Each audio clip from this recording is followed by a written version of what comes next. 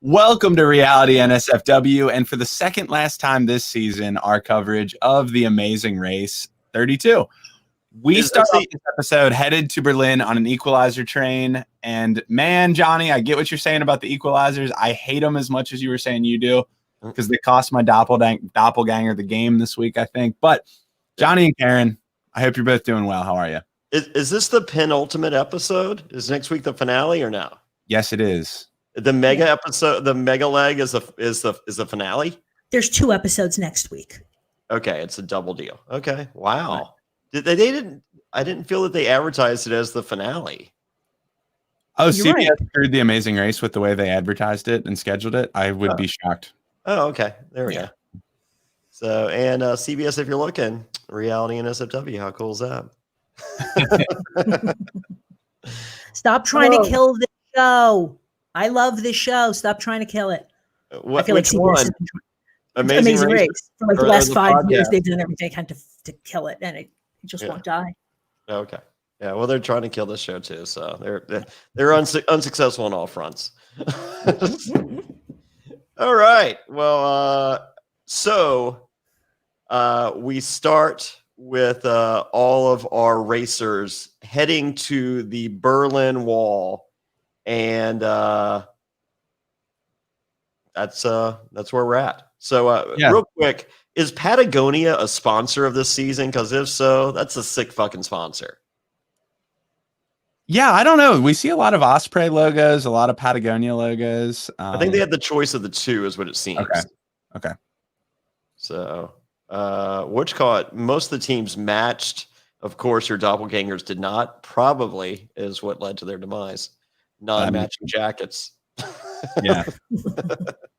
Yeah, well, and the fact that they weren't in the Alliance, which we now get a name for, which is the Mine 5 Alliance. That was just kind of out of nowhere, right? Yeah. Yeah, and now the Blondies are the blonde bandits. Like all these names out of nowhere on this episode with no lead up. Well, I am officially on board the Blondies win train. Just the blonde because, bandits? Yeah, because I refuse to call call them the Blondies up until tonight. They were the Blondies up until 5 minutes into the episode tonight, and then they became the blonde bandits because they had no idea why they haven't been eliminated. Which is a good point, but they keep coming back, and that is the thing with this game: is all you have to do is not be last. Yeah, and I did love the fact that not only were they happy to not be eliminated for the second time, they were even more happy to share with everyone, we've wasted all of you guys as non-eliminations single-handedly, which I appreciated more than anyone. I much more than the other racers, I'm sure.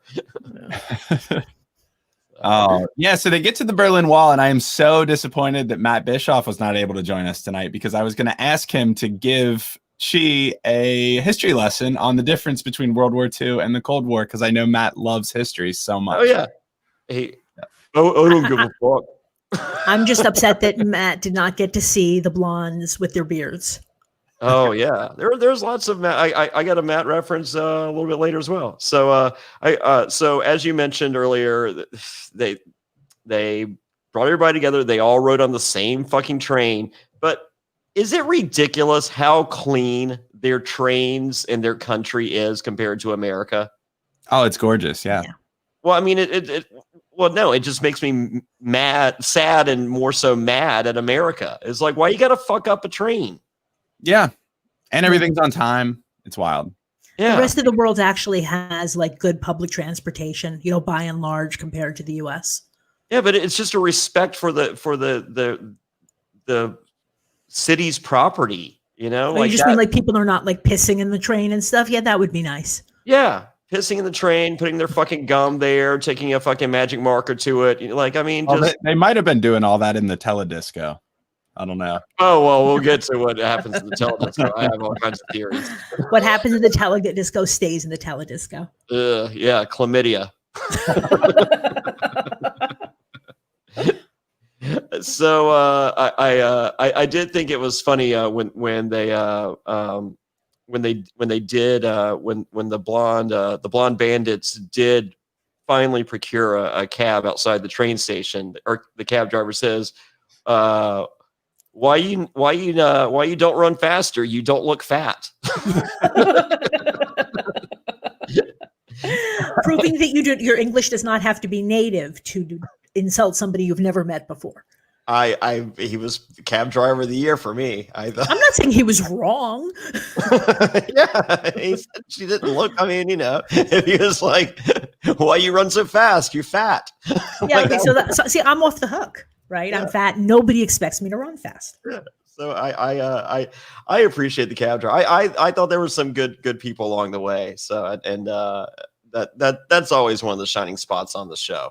So my big takeaway from the Berlin Wall is, I mean, like, this was a symbol of hatred for so long, the hatred and division. Mm-hmm. And fast forward to now 2018 when this was filmed, and the wall is now beautiful paintings and graffiti. Mm-hmm. How like just imagine the old regime, with a time machine. It was just like, let's see the masterpiece that we built and how great in the oppression that we have set foot upon and it's just like, what? Paint? There might be some graffiti there even before, the wall, quote unquote, came down, because I used to live in Israel, and, there's a border wall that is, very, very controversial. I'm not saying that I support it or anything, but people do use both sides of it for their artwork. Like, I guess if you put up a big plain wall, people are going to paint on it. Okay, fair enough. So I just thought it was really cool for what it symbolized for so long, for now to be just a thing of beauty and most of its aspects, or many, maybe not most. So there's shitty artists out there. So I'm not saying everybody that has access to a can of paint, is an artist, but some people are. Yeah. No, I mean, I enjoy I'm anti fucking up public transportation, but I'm all for graffitiing the side of a train. So where do you draw the line? Apparently there. So the indoor outdoor. I think that's it. Indoors, no. Outdoors, yeah, paint it. Who cares? Yeah. I mean. Now, can you piss on it and stick gum on it from the outside? Is it the indoor out? Yeah, is it the indoor outdoor dichotomy, or is it just paint okay, gum and piss no? No, public transportation is a no, inside or out. But you can graffiti it from the outside. No, okay. Just like a train, like a choo-choo train. Oh, okay. Like how they graffiti the sidecars. Yeah, I'm cool with. Okay. So if it's already ugly and shitty looking, then you can beautify it. Go for it. Then but please be good, because I've seen horrible graffiti as well, and it's just like no one's told you that you're not good, and practicing. For some people, practicing will not make you perfect. Fair enough. So, I mean, just hey, and I'm sure there's lots of aspiring graffiti artists watching and listening to this podcast, and who are more than ready to come and practice on the exterior walls of your home, I assume. Well, I would love to give them my address. It's hold on, it's in Baltimore. It's what's your address again, Karen? I can pull it up. Don't make me. I live in a 24-hour doorman building, so you can send however you want, as long as they don't know that they're looking for me. There's 70 some units in here, so fair enough. All right, so but I appreciate the thought, Johnny. Yes. All right. So they get to the wall, and they soon discover that they have to drive is it Trabant? Trabant, yeah. Trabant Trabant. And did you notice that they had all the Trabants had the steering wheel on the U.S. side? Yeah. So that's how they drive in Germany. Oh, it's on the correct side in Germany? Yeah, it's just England or the United Kingdom and former British territories on the other side. You know what? And I should have known Japan, that I because when I rode on the Autobahn on a bus and he was on the right side. Yeah. Okay. Well, on the correct side, not on the Yeah, right of course. Yes. Yeah, man, I had so much fun watching them fit into those Trabants. Yeah, I was not sure that Gary was going to be able to get into that car. No, and the poor cameraman squeezing in and Yes. the passenger seat ducking down so they could get the shots of him driving. That was miserable looking. Yeah. No, that was pretty cool. I did like the idea. Which race team was it that they were having they knew they were having difficulty with the transmission, with the side deal, and they're just like, we're just leaving this thing in first fucking gear. I think that was Leo. Leo? I think that was Leo's solution is we'll just leave it in first gear. Leave it in first gear and just burn this motherfucking transmission out. Something like that. Yeah. Pushing the damn things because they can't figure out how to reverse them. This was hilarious. I love the dichotomy too of like, we think of German engineering, right? Like BMWs, Mercedes, that's what's on the street around them. And then here's this little Trabant that is going in first gear, just like smoking and sputtering down the road. Well, I assume that the difference is between those brands of cars that were made in the former West Germany, like Mercedes, versus what was made in the East, like these little clown cars. Well, we have tons of viewers and listeners in Germany. They'll let us know in the comments. Okay. There you go.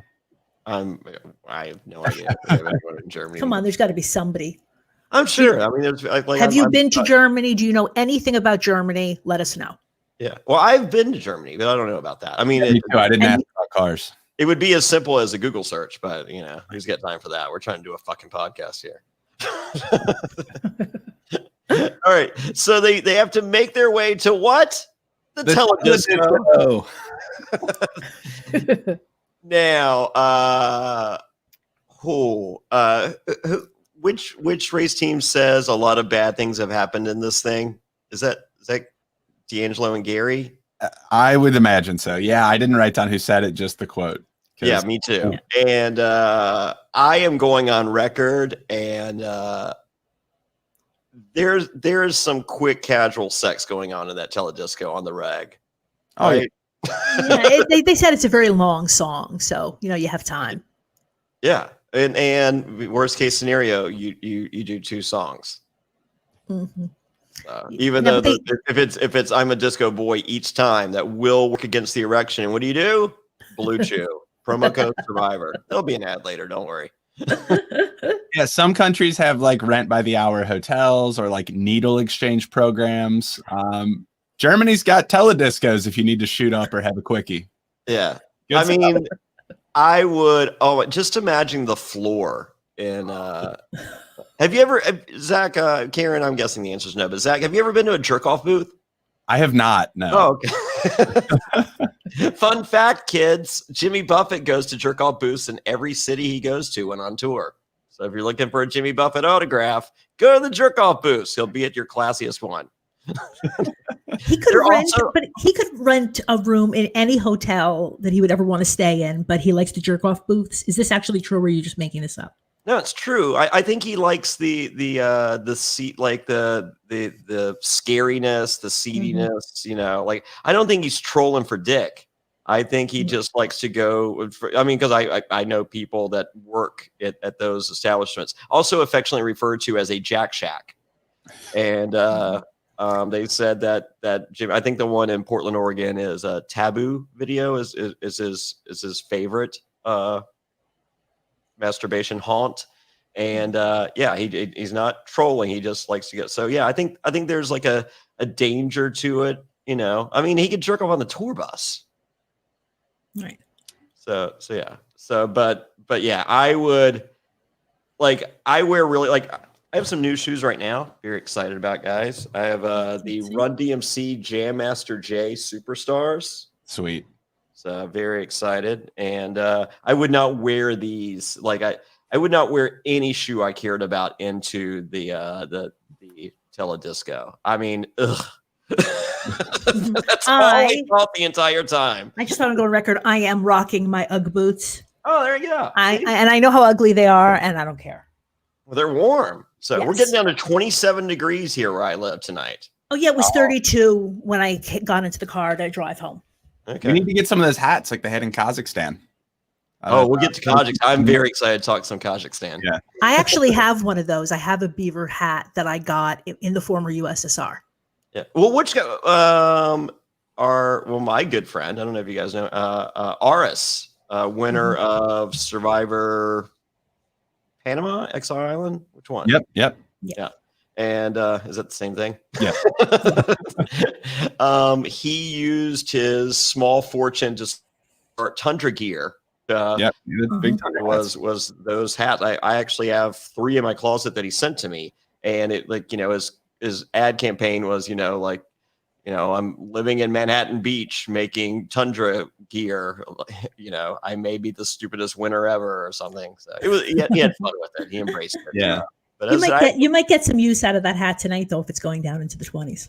Well, I'm in my game room and I cranked up my I have a propane line, Bobby here. I have propane going. I have a heat source that I cranked up for the first time this year. I'm pretty excited. If it's still on, I'm not sure. I can't tell. I don't think it is. Perfect. So the Teledisco thing, pretty easy little part of the leg. And then they made their way to the Andals Hotel. But once again, car trouble rears its ugly head for some of these folks. Will and James yet again. I think he burned out either the clutch or maybe even the complete transmission at this point on that. And truth be told, he could have grabbed one. I mean, these things look to be on their last leg anyways. Yeah. So, I mean, it might not have taken much to push it over that threshold. Yeah, I'd be interested in hearing from them if they knew that they were going to be able to get a taxi from Andals Hotel or if they thought they might have to drive that thing again. Because if they thought they might have to drive again, the running to the challenge and then leaving the car there could have been pretty costly. Yeah. So I think it was I think they knew that the Trabants were risky at best, and they were just like, hey, if they make it, however far they make it, we're going to be good with that, and we're gonna go taxis from there. Because as I said, they did not look to be in superior shape. I mean, before they got in it, and imagine someone not knowing what the fuck they're, which was pretty much everyone had no idea how to get out of first gear. Mm-hmm. Well, if I'm right that they are from the former East Germany, then those cars are also like 30 years old. Yeah, you're correct. There's actually like a big collector's market in the U.S. that I've seen people driving those around and had it explained to me a little bit. But again, I don't know anything about cars, so I don't know how the mechanics work. But here, hold on. I'm turning up my heat. I'm not going to make it to the. Oh, Johnny's freezing. All right. Well, while they're at Andals Hotel, right, there's a yield opportunity. But again, no one plays a yield. That doesn't seem to be the theme of this season. But we get to the roadblock, and they are going to be rappelling down a building, and there are some weird flashing letters in the right side of their rappelling trajectory. And I do not know if they explained to the viewers. I was so confused when I first saw them go down. Like, what the hell is that distracting flashing letter stuff on that roof? Why would they put that there? It turns out that was the whole point. Johnny Fairplay, this had to be your kryptonite, watching them rappel down this building. Oh, yeah. No, there is no way I could have done it. Zero. I mean, could not. Yeah. And there's no way I would have remembered that I'm looking for letters, even if I were to.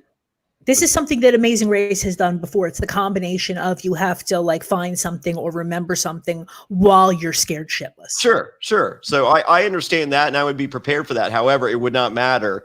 My mind would be so zero focused on not dying that even if I knew that, entering the Amazing Race or even entering that day or even entering that whatever, the second I got up there, that's gone from my mind. My mind is pushing that out. It's just all you're trying to do is stay alive. This fucking harness is going to break. These people don't know what the fuck they're doing. This is how you fucking die on a stupid fucking reality show. This is it. It was the soothsayers predicted this long ago, that this was the demise of Johnny Fairplay.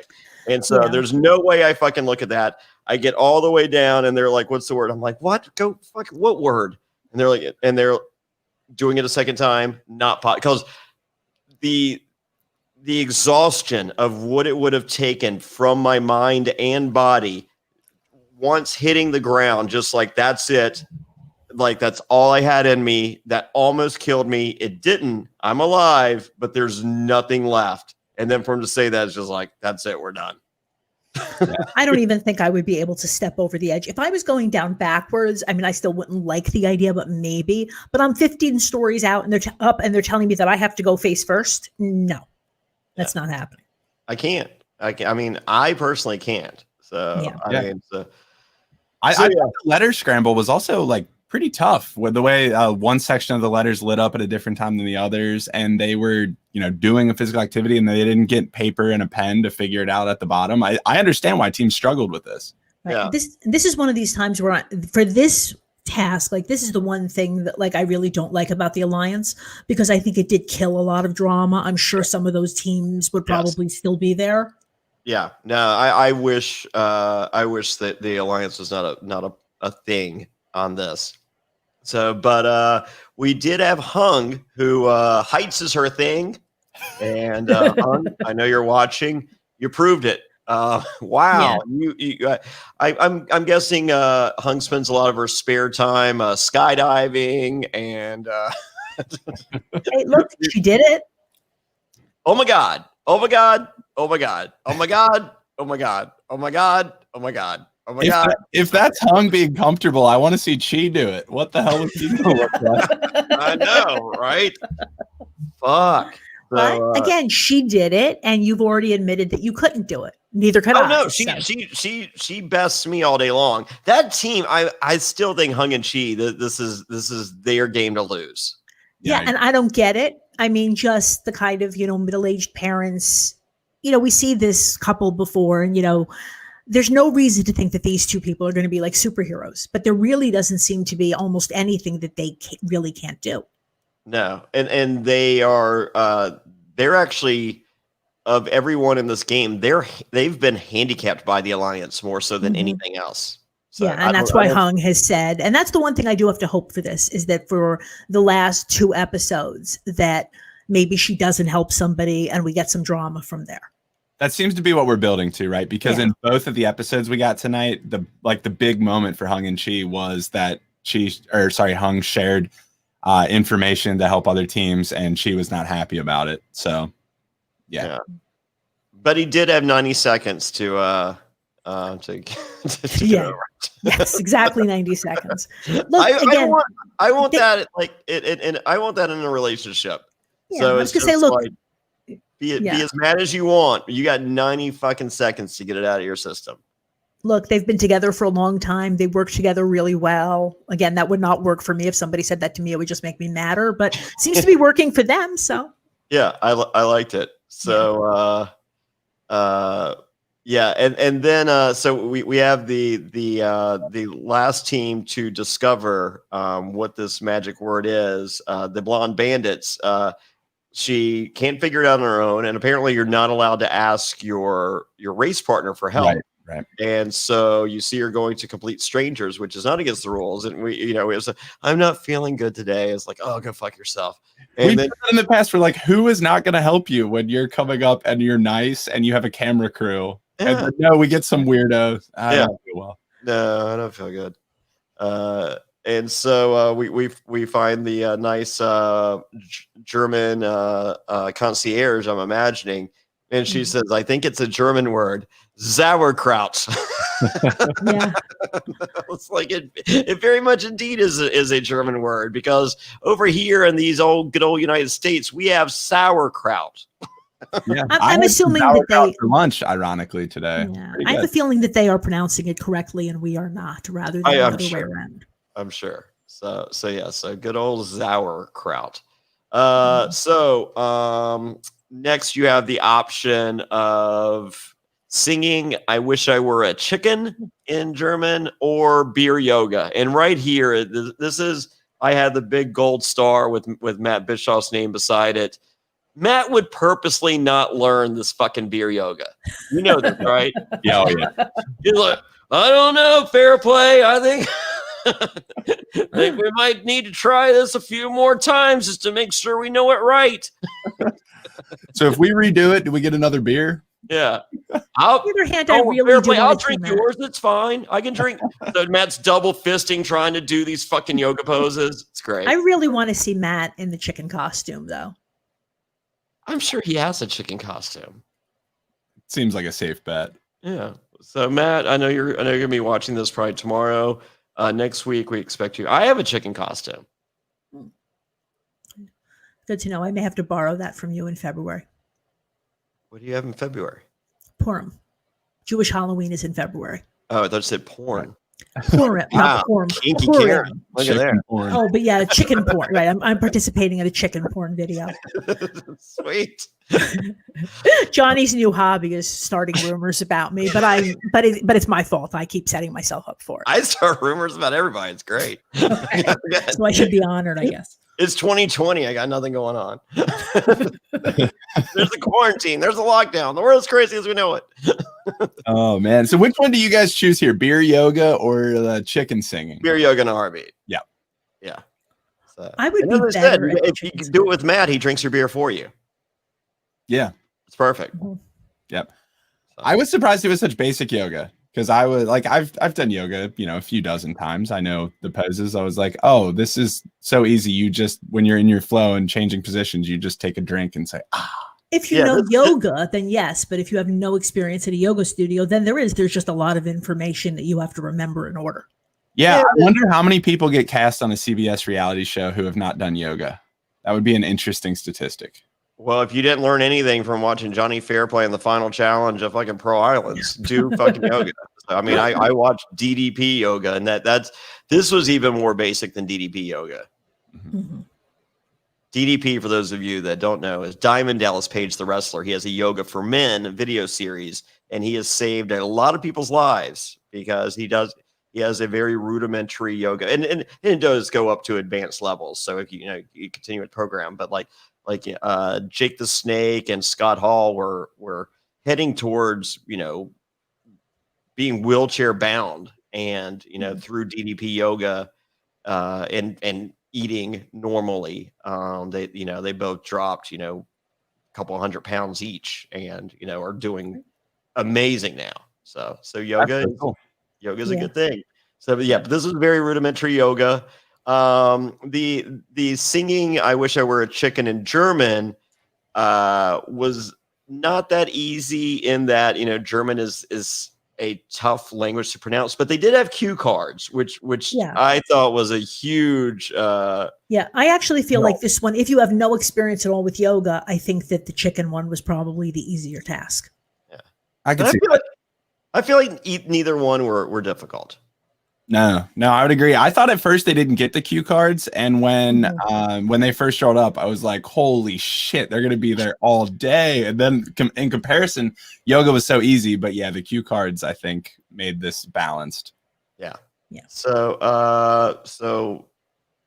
then we see a no taxi problem for Chi and Hung. Sucks being the nice guy, doesn't it? I don't understand. I understand Chi and Hung. Like once Hung told D'Angelo the word, she should take. Like it should have been like it's like, look, we're all together. Mm-hmm. I told you the word. You wait, and you tell the next person the word, and then the next person waits. And if someone chooses not to, honor that for the next person, that's fine. And that'll be a discussion later, but you shouldn't sacrifice your game. Like there was no reason for Hung and Chi to wait for both the NFL guys and the Beards to get down. No reason. Yeah. So that was just, way too, but you know what? I'm glad they got it out of their system now because I don't see this being a problem in the future. Yeah. It was a $15,000 mistake here, but they didn't get that $15,000. Who didn't? The NFL players. Yeah, they did. No, there's no way. If you think that guy with the mohawk didn't fucking pull out a fucking switchblade and take that 15 grand, did you see him? You're right, my bad. I doubt that they them in cash, right? They probably Bill handed it to them, and he gave him the look. He's just like, just come over here, and they're like, "What?" He's just like, "I just want to ask you something." And and then switchblade action with the mohawk, and you see a crazy German guy with a fucking military jacket and a fucking mohawk, looking like fucking Taxi Driver. You give him your fucking $15,000. Yeah, Amazing Race. Here's our feedback for next time you go to Berlin. Ditch the chicken singing, ditch the beer yoga. Just give them 15 grand in cash. Drop them off on the dodgy side of Berlin with all the like German punks and see who comes out first. There you go. That was like I always had the idea for Survivor Las Vegas. You give them all like a kilo of Coke. And just, but you know what? Check in on them a month later. Yeah. I'm sure there's only one winner. But you know what? I still have this feeling that Hung would still win. Oh yeah. Like I do not see her as being easily intimidated. No. She is not giving away her money. So she'll give away a clue, but she ain't giving away her money. Hung, I know you're watching. Let us know. So we love you. I love you. I don't know if anybody else loves you. I love you, Hung and Chi. I'm just going to go on record. Anything negative that anybody says, blame it on Johnny. Yeah. Oh no, I'm the nice one. What are you talking about? So, I do gotta say this. Chi instructing yoga. Chi, if you're watching, you're a fucking boss, dude. Yeah. She should open up a yoga studio at this point. I mean, like it was one attempt. Possibly did it better than the instructor. Right. I think it was a little dry, but it was very efficient. You know what? I do not have a problem with dry. Sometimes too much personality in a yoga is a turn off for me. That is true. Yeah. I'm not there to watch your show. I'm there to feel miserable and stretch. That's why I go to yoga. Not for you. Not for me to show you how talented you were in junior high and you're trying to get it out now. I don't care. I was in this play. It was great. I'm sure. Oh, all right. So basically we get to the end of our first episode, and lo and behold, it is a non-elimination. And the blonde bandits are saved once again. Yeah. D'Angelo and Gary with their first win, I believe. Congrats. Yeah. And Kaylin and Haley with not their first loss. So. Yes. Yeah, no, yeah. And that is the moment where I went all in on them. Yeah. I just said at this point, I got to root for them to win. I'm not saying it's going to happen, but I have to root for it. I mean, this is a very, this might be one of the best casts in the history of the Amazing Race. Very strong, yeah. I mean, if it's not the best, and I'm sure some people will be like, "What about season whatever?" And you're probably right. Probably top 5. Yeah, I like everybody on the screen. So I mean, I think we have some diversity. I think we have some personalities. I think we have some great stories. I think we have some competition. I think we have some strategy. We have some villains. We have some. I mean, it's every. I mean, like this is how you cast a television show. You're right. There isn't even one team that you just look at them and say, "Why are you not? Why are you here?" Like they're all, and they're all good. Yeah. No, this is a great casting. So I don't know who did this, but. Way to go. This was probably 2018. This might have been one of Lynn Spillman's last ones. Yeah, it could be. Well, with that, let's take a quick break, hear a word from our sponsors, and we'll come back and talk about the second episode we got tonight as we're headed to Kazakhstan. Yekshimash.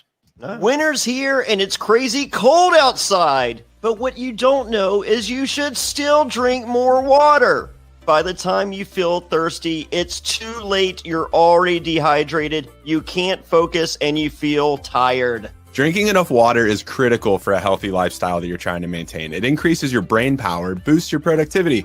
It can prevent headaches and it'll increase your focus. Not only that, it improves your skin and mood, and it can help with your digestion and give you energy. Wow, it also prevents bad breath and can help you lose weight. But how much water should you drink each day? 10 cups? A gallon? The good news is that it doesn't have to be so complicated. That's why I start my day with Hydrant because Hydrant helps you hydrate faster. Hydrant has created a refreshing electrolyte powder that you mix directly into water to more efficiently and effectively hydrate your body. It hydrates you quickly and keeps you going for longer. Each rapid hydration mix has the 4 essential electrolytes that your body needs: sodium, potassium, magnesium, and zinc, and it packs a punch to help your body hydrate fast and stay hydrated. If you're looking for that extra boost of energy, there's also Hydrant Plus Caffeine, which contains 100 milligrams of caffeine from green tea. Hydrant is backed by research. The formula was developed by an Oxford scientist. It also is loved by pro athletes, top performers, celebrities, and has thousands of 5-star reviews. It's made with real fruit juice powder. It's delicious and refreshing, and it comes in a variety of flavors, including iced tea, lemonade, and fruit punch. My favorite personally is the grapefruit. It's a classic and I go back to it. It's delicious. Plus, this stuff is backed by a 100% satisfaction guarantee. If you don't love it, you can send it back for a full refund. You really need to try it for yourself to see what I'm talking about. It tastes incredible and it works. Well, Hydrant starts at just $1 a packet for a 30-day supply, and you save even more with a monthly subscription. And it's so easy to get. We've got a special deal for our listeners to save 25% off your first order. We're not kidding here, folks. 25%. Go to drinkhydrant.com/survivor and enter our promo code SURVIVOR at checkout. That's drinkhydrant.com/survivor and enter promo code SURVIVOR for 25% off your first order. That's drinkhydrant.com/survivor. Enter promo code SURVIVOR to save 25%. And we thank them for sponsoring the podcast. This episode is brought to you by Magic Spoon, and I'm so glad it is because growing up, cereal was one of the best parts of being a kid, but I had to give it up because I'm now in my 30s and I was realizing that it's full of sugar, junk, and all this stuff you really shouldn't eat.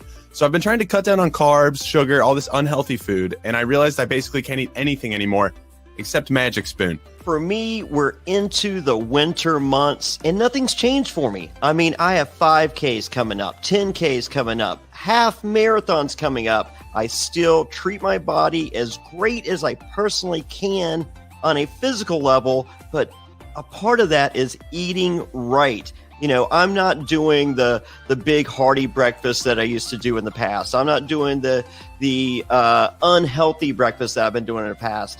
I am doing a breakfast that helps me get through the day, not add those extra carbs, and make me feel like the healthiest Johnny Fairplay I've ever been in my entire life. Sign me up for Survivor right now. This stuff has 0 sugar, 11 grams of protein, and only 3 net grams of carbs in each serving. There's 4 flavors that are their staples. You can get cocoa, fruity, frosted, blueberry. It tastes amazing. Honestly, it's too good to be true. Johnny, what are your favorite flavors? Well, right now I am all in on the apple cinnamon. Remember that apple cereal you had as a kid and you loved? It is here through Magic Spoon, but so much better, and I freaking love it. You cannot stop me from eating this. I mean, you have the fruity, the peanut butter, the cocoa, the cinnamon, the apple cinnamon. Oh man, number 1, blueberry frosted. So many to choose from. I am digging this. All these cereals are keto-friendly, gluten-free, grain-free, soy-free, low-carb, and GMO-free. Johnny, where should they go to pick some up? Of course, you go to magicspoon.com/survivor to grab a variety pack and try it today. And be sure to use our promo code SURVIVOR at checkout to get free shipping. And Magic Spoon is so confident in their product, it's backed with a 100% happiness guarantee. So if you don't like it for any reason, they'll refund your money, no questions asked. That's magicspoon.com/survivor. Use the code SURVIVOR for free shipping. And we thank Magic Spoon for sponsoring the podcast. And we're back, headed into the second episode of the night as all the remaining teams hop on a Lufthansa jet, and they're heading for another reset, the second one of the night, to Kazakhstan. Before we get started in this episode, I love my Amazing Race conspiracies. I've got one. Let me see what you guys think. Yes. I think the reason this season waited so long is because Kazakhstan had an exclusive agreement with CBS that they couldn't show this until after Borat 2 came out. I'll go even further. I'm wondering if we didn't have those the 2 episodes not appear on election night, that the following week we potentially get this one, and we get Borat commercials during the actual broadcast. Yeah. Oh, that would have been awesome. Such good synergy. Oh man, I was disappointed we didn't see Borat. I know. Well, Kazakhstan has finally started embracing Borat. They recently rebranded their tourism videos where they say Kazakhstan. It's very nice. Oh, really? Which is great because they loathed him for a while. Yeah. At a certain point, if you can't beat him, join him. Right? Well, he brought it back with Borat too. I think he killed it. So yeah. And real quick sidetrack. If you do a podcast and you don't have an end game, don't make a fucking podcast. Like, we're doing a podcast about The Amazing Race. We started talking about episode 1 and we're finishing with the last fucking episode. There's a podcast called Someone Knows Something. I listened to the first season. I listened to the 6th season. This guy's trying to solve these crimes that haven't been solved. And neither one of these motherfuckers, this guy solved anything. So don't make a fucking podcast if you don't have a fucking finale, motherfucker. Like, you don't end it with, I don't know. And this motherfucker has 6 seasons. Yeah. Hey, I'm sick of talking about this. I don't want to do it anymore. The end. Yeah, I mean, like, he just doesn't find enough. It's just like, yeah, we exhausted all that. We'll see. And it's just like, no. So no, I mean, like, we've been covering reality shows since Survivor Triple H, and each season we've brought you a premiere and a finale, and that will continue on throughout every show that we cover. So yeah. So anyone thinking about a podcast or currently doing a podcast, if you don't have a fucking finale, motherfucker, Jesus, just painful as a podcast listener. We've got not to defend this guy because I've never heard of him before, but yeah. I know with a lot of these other like true crime podcasts, there have been a number of cases like this where they do some investigation, they start the podcast, and then people start calling in tips, and that's how they're able to solve the crime.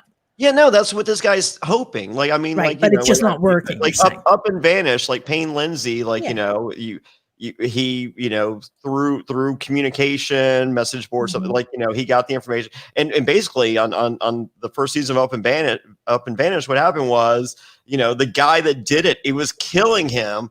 That Payne was suggesting that other people did it, and he was just like, I fucking did it, and he started fucking bragging to people because it was killing him that other people were getting attention, and that's great. So, right. But that doesn't happen every time, and so if that doesn't happen, then don't do a podcast because you're killing me. It's like, well, I can even excuse it for one season, but he's done this for 6 seasons and he's never solved a crime. Yeah, and this guy, well, I don't know. I haven't listened to 2 through 5, but I kind of don't like I skipped from 1 to 6 because I was just like, oh, come on. And no, and this guy's, he's with this the CBC, the Canadian broadcast, whatever. Mm-hmm. So yeah. Anyway, it's a good podcast. Your fucking finales suck. So, hey, anyway. Speaking of doing things over and over again and not figuring out what the problem is. Oh, here we go. My favorite team, Leo and Alana, did not enjoy Kazakhstan very much. However, I was impressed that Leo knows some Kazakh because he taught English in Russia. He said that, but the one word we heard him say is actually a Russian word. He said I spasiba. did later say me speaking Russian helped. So okay. Yeah, because he did say spasiba. I know 2 words in Russian, and one of them is spasiba. Maybe they carry over. Maybe it may be the same. Maybe the same word in Kazakh. Who knows? Yeah. My family's Russian, and I got like borscht, and that's about it. Yeah. So no, we had the option of Knockout Guy or Spy Con or whatever, and Knockout Guy just seemed fun as fuck. Yeah. I mean, I don't understand why anyone wouldn't choose to do that personally. Real quick, the Blonde Bandits did have the beer detour, and I don't know what this says about me and my sexuality, but you liked it. Did they look kind of hot? I mean, they're generally kind of hot. I don't know. The beards, I don't think that they took away too much. I mean, I'm just sitting there like, I mean, I don't look at Matt Bischoff longingly like that, but I mean, I gotta say, the Blonde Bandits with the beards, there was something there that I'm just like, oh man, do I need to talk to someone? Is there a pill I can take? Oh man, there's a preacher that will talk to me. I know that. Or you can just hope that Kaylin and Haley were able to bring those beards home, and maybe both of them. I was going to say, convince them to bring them to Hearts of Reality, and you never know what might happen. You never know. So no, I will be in another room while it is happening, but it could happen.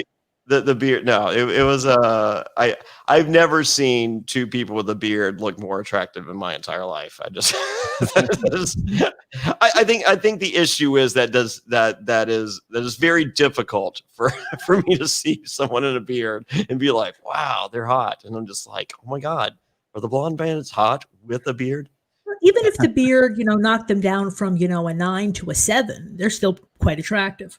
Oh, they were right where they were before. Okay, then that might say something about your sexuality, Johnny, but I don't judge. I don't. So, real quick, once again, same flight. Oh, okay. Yeah. So Knockout Guy, D'Angelo and Gary, they looked like action movie heroes. I mean, they were all in. I mean, like the second time, I don't think was. I thought the first one was really good. I don't think I think the second one they were trying too hard to be exact for what they were looking for, the little deal. But I thought the first one I was just like, these guys are amazing. I mean, like this is like if you're watching an action movie from Kazakhstan, it's going to be pretty comparable to what D'Angelo and Gary were doing. Yeah, I thought most of them looked really good. I thought this was going to be such an easy task after watching the Volleyball Bros do it. Yeah, I don't know how they got that so quick. That was so impressive. Yeah, well, they just got the minute details for each part of it. They got that part. Yeah. And then the rest of it is just commitment. Yeah. So it was another team that, like, I don't remember who it was who was basically saying, like, you need to yell a lot. And it does seem that Varna, and they just the last time they did it, didn't know when they were supposed to yell, so just never stopped yelling. And they got the clue. But they got the clue. It was so great. Yeah. He's like grunting like he's fighting as he's climbing up a ladder. Yes, not the ladder, still yelling. Well, no, but I think you got it right, Zach. If you don't know when you're supposed to yell, then just yell the entire time, right? You're not going to lose points for yelling in the wrong spot. Just keep yelling. Yeah, and there's going to be good GIFs of you on the internet. So yeah, and I want to say this for your doppelganger team there, Zach. Spears with flags are tricky because that is so tricky. It's still technically a fucking spear. Yeah. Yeah. There was a spear tip on the end. I think that there should have been 2 acceptable answers. It should have been 5 for the ones with no flags, or whatever the total number was of the spears that actually had flags attached to, because they are both technically spears. Yeah, I think it came down to semantics, and it would have pissed me off if I was them, because the Amazing Race has never been this picky. But the way the question was asked is how many fighters fought with spears. The people with flags never fought with them. Okay. That's what I was wondering. Yeah, if if there is a spear on it, but you're not fighting with it. If that was the question, okay, I did not get. I just, it's just like, how many spears? It's like, well, those are technically fucking spears. Yeah, but if you're going to be that ticky-tacky on one challenge, and then you're just letting someone who needs to yell at certain points yell the entire time and call that a pass also, that's a little much. Yeah, it's true. So yeah, it is what it is. It is what it is. But yeah, no, I get if the question was fight with, that is correct. So I'm okay with that. So I just thought the question was how many spears, and I'm just and I thought they were just like, well, it's not technically a spear. I'm like, well, it technically is. It's a stick with a spear on the end. Mm-hmm. Yeah, and hey, you're raising a flag. You're an invading army. Like that kind of feels a bit like you're fighting. You're doing some like ideological warfare. Yeah, right. Yeah, that was tough. I mean, like, because how many tries did it take? Like, so many, like 10 or something. I think it was 10, and it was just, And just imagine the actors having to just what is wrong with, and it's the last team. Like, what is wrong with these people? Will you please just figure this out so we can all go home? I bet did you notice half-ass 10th performance? Yeah, did you know the energy was a little lower on the actors on the actor side? the director's calling out. He's like, "How many? Do you 5 spearmen over there? 5 spears over there?" Yeah, right. So good, very good Genghis Khan. Oh yeah. Oh yeah. Very good, very good. He seemed like the kindest Genghis Khan of all time. Yeah, he was clearly very happy when they finally got it. Yeah. So yeah, I like that. So next, we have the Nomad Village, which is apparently very cold, which we learned. Yeah. And as many great lines as we had up until this moment, the best line of the episode was, of course, with between Hung and Chi, when Chi says, "This is beautiful," and Chi says, "Chi, there's poop all over the place." way to kill the moment, Hung. Yeah. You can be upset about this for 90 seconds, Chi. It starts now. Yeah.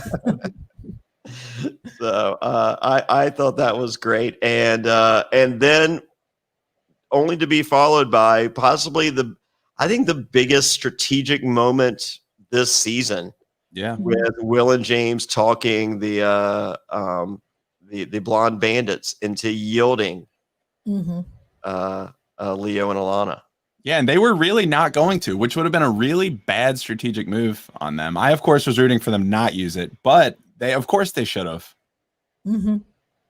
Yeah. Oh, you were using them not. You wanted them not to, just to save Leo and Alana. I understand. Yeah, I think I also love characters, but yeah. Yeah, no, I also love Leo and Alana, but on the other hand, it was absolutely the right move, and especially they weren't even in. And I hate to even use the word alliance in An Amazing Race because that's not really normally what it is, but it does sound like. So I guess Leo and Alana had helped them in the past, right? Yeah, and they knew helping each other. Yeah.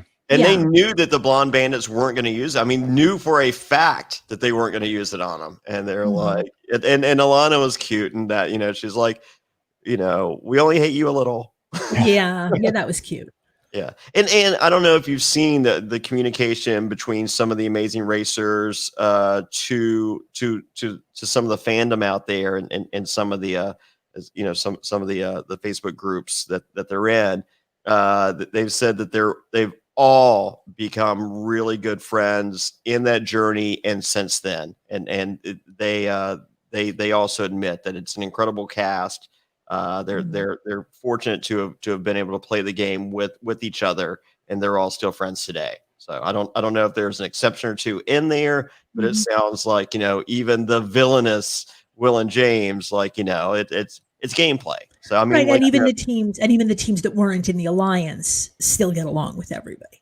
Yeah, that's great. I mean, that's the way it should be to me. Like, if and obviously I've never played one of these games, right? I am sure there are sometimes good reasons to dislike somebody, but I would like to think that if I ever was on a show, that these people would be my friends, kind of no matter what happened in the game. Because especially if this is a newbie to cast, if you've never seen each other before, then I feel like nobody owes me anything.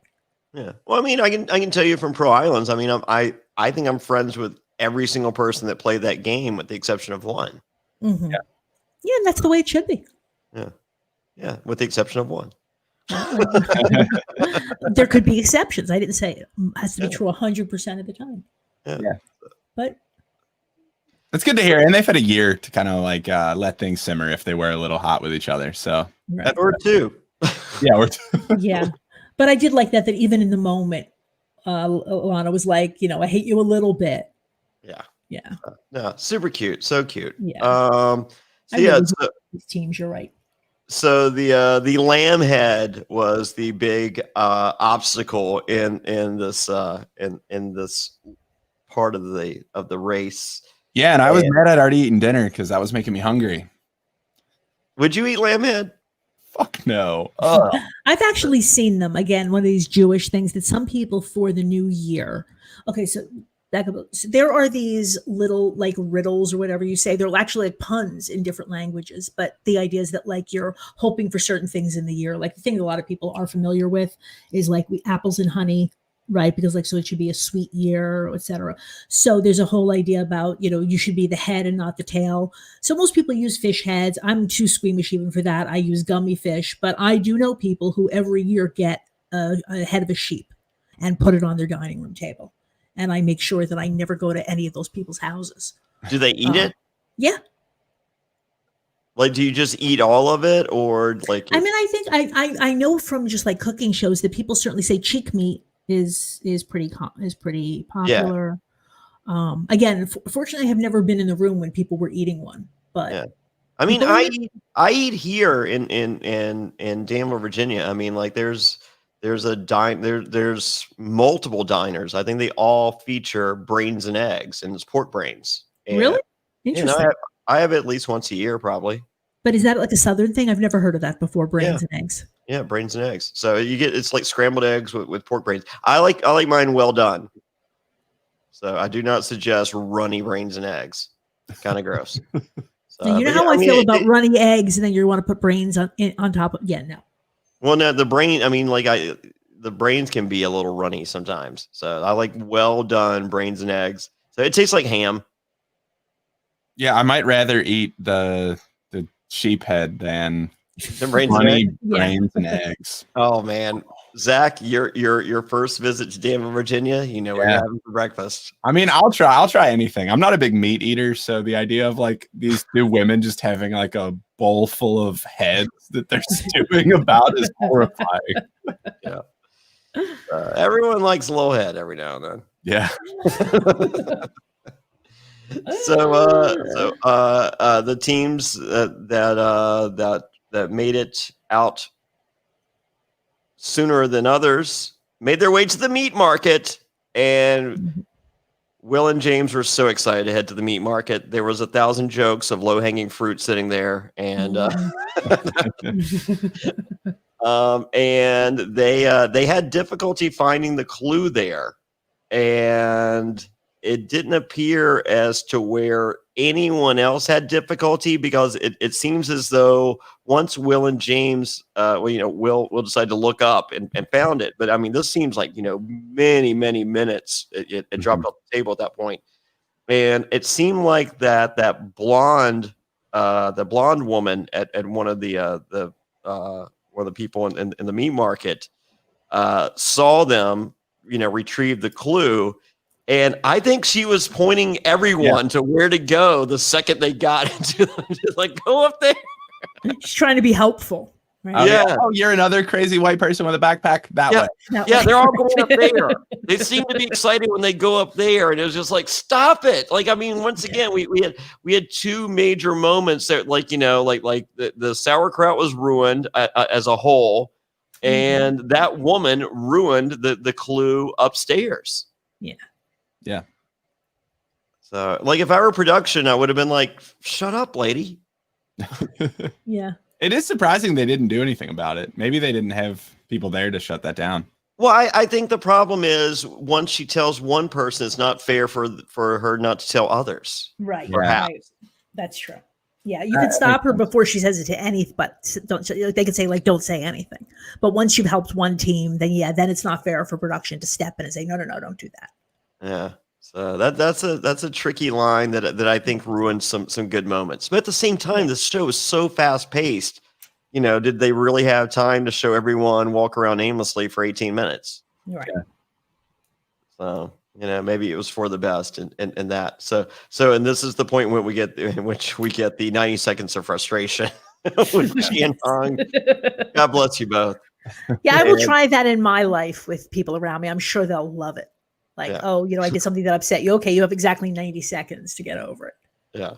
So, and then lastly, they have to make their way to First President Park, which is the home of the first apple, which I would have guessed the first apple was from the Garden of Eden. How do you know the Garden of Eden wasn't at First President Park? I don't know. Maybe we found it. We found it, people. I don't feel like the Garden of Eden is at First President Park. Sounds like it's like one of the a sponsored fucking baseball stadium. Yeah. Is First President the name of a bank? Yeah, because you would think if they want to name a park after the president, then use the president's name, right, rather than just saying President Park. Yeah, or call it First Apple Park. Right. If you're so fucking proud of your apples, and the fact that you're lying about the first apple being from there when that place obviously isn't Eden. Yeah, well, maybe the president wasn't a very good president, and the Amazing Race didn't want to talk about why it was named after him. So they were like, "There's an apple tree here. Let's come up with some folklore for that." Oh, it was a Confederate president. Could be. that happens a lot. Yeah. So, it looks like it's going to be a photo finish to the end, and apparently not. I mean, because like we've seen in the past, we've seen people running in the background. Oh yeah. Yeah.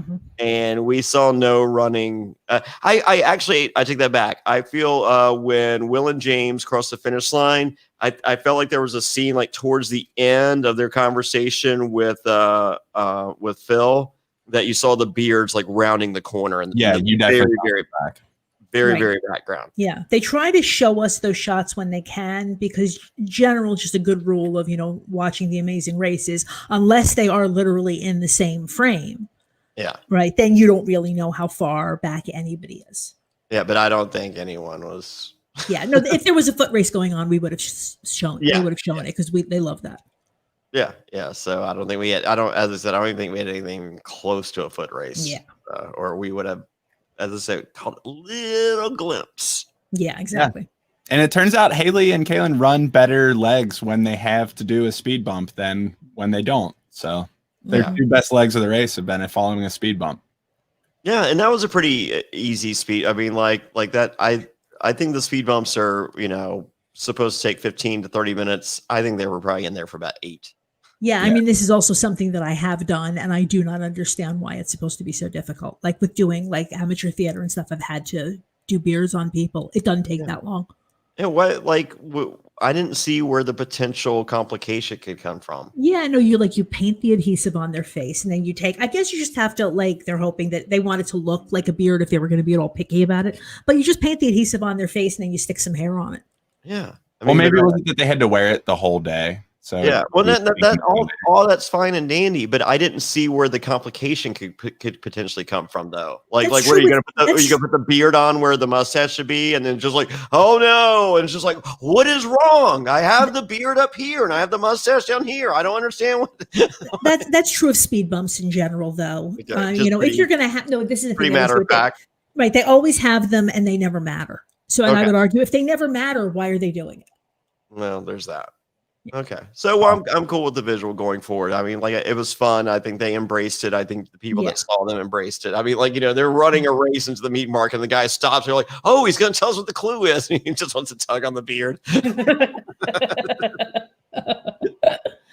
So, yeah, we're pro speed bumps because if nothing else, it showed Johnny hot chicks and beards, and he'll never be. We did learn something about Johnny tonight. Well, I am a huge fan of Bailey J. For those of you that don't know, look her up. Pretty cute. So, and with that, what do we think of the double episode tonight? I thought it was a lot of fun. I loved everywhere they went. I thought there was nothing really too groundbreaking in these. I think watching this alliance start to fracture hardcore next week is going to be a lot of fun. I think they sowed a lot of seeds for where that's going to be going. So I can't wait to see who comes out on top. I think we're seeing the narrative that D'Angelo and Gary have kind of been freeloading, using a lot of information from the alliance and not contributing anything. And we're seeing that Hung and Chi have been contributing everything, and it's costing them legs. So it'll be interesting to see that play out. Yeah. It does feel weird that we're only 2 episodes away from the end of the season, though. It feels like it should be long. Is this season any shorter than others? They've had 2 non-elimination legs. That's pretty common. Yeah. And I thought it was a little anticlimactic in the fact that tonight was a double episode, that it was just like, okay, obviously no one's going home at the end of the first episode. Right. Yep. So, but next leg, we've got the mega leg, so that should be really exciting. So I'm trying to figure that out. So it's edited down to an hour, but it has 2 roadblocks, 2 detours, all of that. How are they going to do that in an hour? It's so fast paced already. I cannot imagine packing in more stuff. Yeah, like it would make more Are we sense. sure it's not a 2 hour? But it's the finale. But if it is supposed to be the finale. So I would think that you're right. It's already weird that they're not hyping up the finale. No, it would be great to have a mega leg and have that be 2 hours. Yeah, maybe the last time we saw CBS's schedule is wrong. Maybe there's another. Yeah, because normally they have 3 teams going into the finale. Yeah. And now we're at 5, right? So yeah. Yeah, I don't think we're at the penultimate episode. Yeah. I think next week is the penultimate episode. Yeah, I mean, it made sense that they would wrap it up before Thanksgiving, but it doesn't really make sense in terms of the calendar. And I love using. Oh yeah, you know what they did add? Okay. I was wrong. Yeah, they added a 12/5 episode. Okay. Oh, okay. So that's the finale. So maybe this is okay. So maybe this is a 2-hour episode, and it's one leg, but it's like a mega leg. Okay. I could be on board for that. Yeah. But so next week will be the penultimate episode, though. Which my favorite word is penultimate. And I won't be here. Oh no. Where are you going to be? I'm going to be DJing in Durham. Hopefully Dr. Allison will be joining me. So night before Thanksgiving. Oh, exciting. Yep. Mm-hmm. You have any plans for the night before Thanksgiving, Zach? Because I do not. I do not. I will be here talking Amazing Race, and I will try not to fuck up the scheduling going forward anymore. But hey, CBS just throwing me a couple zingers trying to keep track of when exactly I get to watch this show. This has been crazy. I mean, I talked to Amazing Racers the night because I was going to kind of surprise everybody with someone on the premiere that had been on the Amazing Race, and I reached out to several, and they were like, no idea it started. Like I thought it was next week, blah, blah, blah. And I'm just like, yeah. And I'm like, wow. Like I couldn't imagine having played the Amazing Race and not even knowing when, but as I said, they didn't go out of their way. I mean, like this is the redheaded stepchild of that's exactly those are the exact words I was about to say. And they've been doing this to the show for years. And so, they can't kill it. We like it, and we're happy that you guys have joined us, and it's been fun. And so 2 more episodes, and next week is 2 hours, right? So it does seem that we're starting an hour later after the mega leg, which I think is new. I've never seen that before. No, first time, Phil said. So yeah. So all right, awesome. We'll be back here next Thursday to talk about the mega leg. Woo! Let's talk about something we could all use more of right now. Sex. Great sex. Now look, I love sex, Zach. I don't know about you. It's my favorite. It's my favorite. And I don't like a little bit of sex. I like a whole lot of sex. And so, guys, now you can increase your performance and get that extra confidence in bed. Listen up, BlueChew.com. That's blue like the color blue. Blue Chew brings you the first chewable with the same FDA-approved active ingredients as Viagra and Cialis. Now, you can take them anytime, day or night, even on a full stomach, so you can be ready whenever an opportunity arises. Not only that, Blue Chew is made in the USA. It's prescribed online by licensed physicians, so you don't have to go to the doctor or wait in line. It's even cheaper than a pharmacy, and they prepare and ship it right to you in a discreet package. No awkwardness, and you don't even have to leave the house. Now, if you could benefit from more confidence where it counts, Blue Chew is the fast and easy way to enhance your performance. Guys, this isn't me reading ad copy here. This is Johnny Fairplay when he knows action is about to go down. I grab the Blue Chew, I peel it open, chew it up, and I go, get ready, we're going to Pound Town. Someone is going over. Someone is winning a championship tonight. That's right. And that could be you, because right now we've got a special deal for our listeners. Visit BlueChew.com and get your first shipment free when you use our special promo code SURVIVOR. Just pay the $5 shipping. Again, that's BlueChew.com, BlueChew.com. Use promo code SURVIVOR to try it for free. Blue Chew is the better, cheaper choice, and we thank them for sponsoring the podcast. And remember, when you support our sponsors, you help this podcast be possible. So please use our promo code SURVIVOR at BlueChew.com. Brace yourselves, Survivor NSFW fans. Winter is coming. Man, do I miss Game of Thrones. But what the writers of Game of Thrones didn't tell you is that Bran was actually in a wheelchair because he didn't trim his balls with Manscaped. Poor guy thought it was okay to trim his balls with a traditional razor or hair trimmer. Oof. Whoa. You talk about something that I know about, Zach. I can't believe I'm sharing this.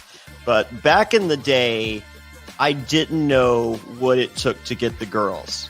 But I did know that they didn't want to see a bunch of hair around my balls and around my butthole. So what did I do? I took it upon myself to try to shave these delicate areas with a non-approved razor. I tried the Bic. I tried the... Holy moly. Have you ever seen Ric Flair back in the early 80s wearing the crimson mask, Zach? I have. That's what my balls look like. Do not do that, folks. I'm telling you, this is not the plan. There is one plan and one plan only. Go to the people that know what they're doing. Scientists have worked on this. This is the best thing you can do. Go to Manscaped. You do not have to have your balls look like Ric Flair in 1986 versus Dusty Rhodes. The new Lawnmower 3.0 trimmer is waterproof with advanced skin-safe technology to reduce nicks and cuts, and even has a light to help you close shave down there. Not only that, the Weed Whacker ear and nose hair trimmer can help you whack those nasty weeds in your delicate holes. This product also has proprietary skin-safe technology to help prevent nicks, snags, and tugs. The performance package also includes the crop preserver. Wow, that's easy to say. It's a deodorant for your balls to protect against chafing. Also, the Crop Reviver ball toner will keep your boys fresh at all times. Maybe you're on the other side of the wall and you don't know where your next shower is. No worries, the Crop Mop ball wipes are here for you. Do you have smelly feet? Manscaped can help with the Foot Duster foot deodorant made to fight odors of even the dirtiest feet. Or you maybe just want to smell good everywhere? That's good because the Refined Cologne by Manscaped is a clean and fresh scent designed for the refined gentleman. That Crop Mop is for one of those you didn't know you're going to get some, and then the opportunity presents itself out of nowhere. Boom, Crop Mop. Clean those bad boys off. Be ready to perform. But hey, on top of everything, they've even thrown in the Shed travel bag to carry your goods and Manscaped anti-chafing boxers to hold the entire package together. Are you kidding me, Zach? That's good stuff. Get 20% off and free shipping with the code SURVIVOR at manscaped.com. During the winter, you may be spending more time inside with your balls. Might as well make them beautiful. Get 20% off and free shipping with the code SURVIVOR at manscaped.com. That's 20% off with free shipping at manscaped.com. Use promo code SURVIVOR. They love it when we do that. And be sure to join the Manscaped movements. These products are no joke. Any fool can climb a wall or crawl through sand, but as every fan knows, Survivor challenges are won or lost at the puzzle. The most successful players are puzzle masters, and you can be one too. Fair play. Perplexers Puzzles creates handmade miniature replicas of many of Survivor's greatest and most challenging puzzles. Find out if you have what it takes by visiting the Perplexers Puzzle store on Etsy or simply visiting survivorpuzzle.com. Enter promo code FAIRPLAY, FAIRPLAY, at checkout for a 10% discount. And let me tell you, I'm hanging out on my patio on these beautiful summer nights. I have Zach Hacker coming over to my house, and we did the fire puzzle, the season 40 puzzle. I got the tree puzzle, and Zach was like, dude, these things are fucking awesome. So if you are a fan of Survivor, as Zach is, and I know he has a true, authentic Survivor puzzle that I have personally done, these Perplexers puzzles are the real deal. So go to survivorpuzzle.com right now, enter promo code FAIRPLAY at checkout for a 10% discount, and I promise you, you will not be